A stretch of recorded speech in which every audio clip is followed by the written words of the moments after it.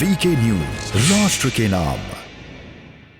नमस्कार, स्वागत है आपका वीके न्यूज में। यूपी चुनाव की तारीख जैसे जैसे नजदीक आ रही है, जुबान की धार भी तीखी और तीखी होते चली जा रही है। एक दूसरे पर जुबानी जंग तेज हो चुकी है। हर दिन ऐसे बयान सामने आते हैं जो मुद्दों से कोसों दूर है। वहीं इस चुनावी सीजन में जिन्ना पाकिस्तान का मुद्दा भी खूब चर्चा में रहा। इसको लेकर अब मशहूर शायर और वामपंथियों के फेवरेट मुनव्वर राना भी बीच मैदान में कूद पड़े।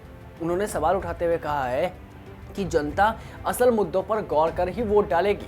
ये जिन्ना पाकिस्तान, इससे चुनावों का क्या लेना देना है? इससे किसी भी पार्टी को कुछ हासिल नहीं होगा। अब ऐसे में सवाल ये कि जब इससे कोई लेना देना नहीं है तो फिर इनका जिक्र क्यों होता है?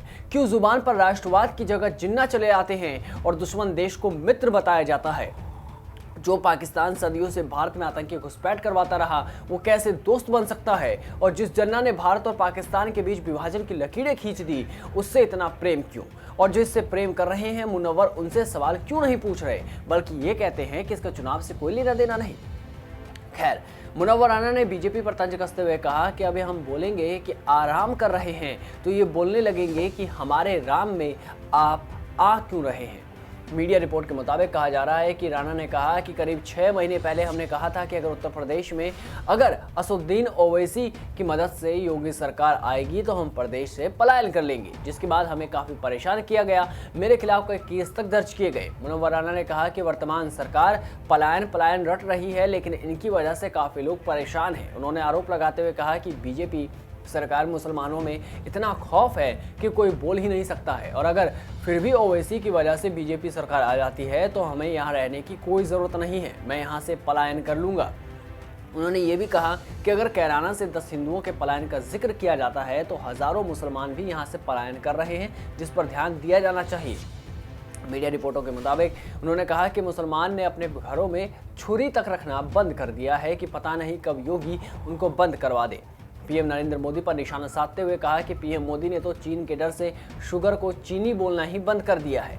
बता दें कि मुनव्वर राना का बयान ऐसे समय पर आया है जब चुनाव की तारीख बिल्कुल नज़दीक आ चुकी है और कहीं ना कहीं यूपी चुनाव में इस बार पंडित, मुसलमान, जाट, इन सभी समुदायों के वोट साधने की कोशिश की जा रही है।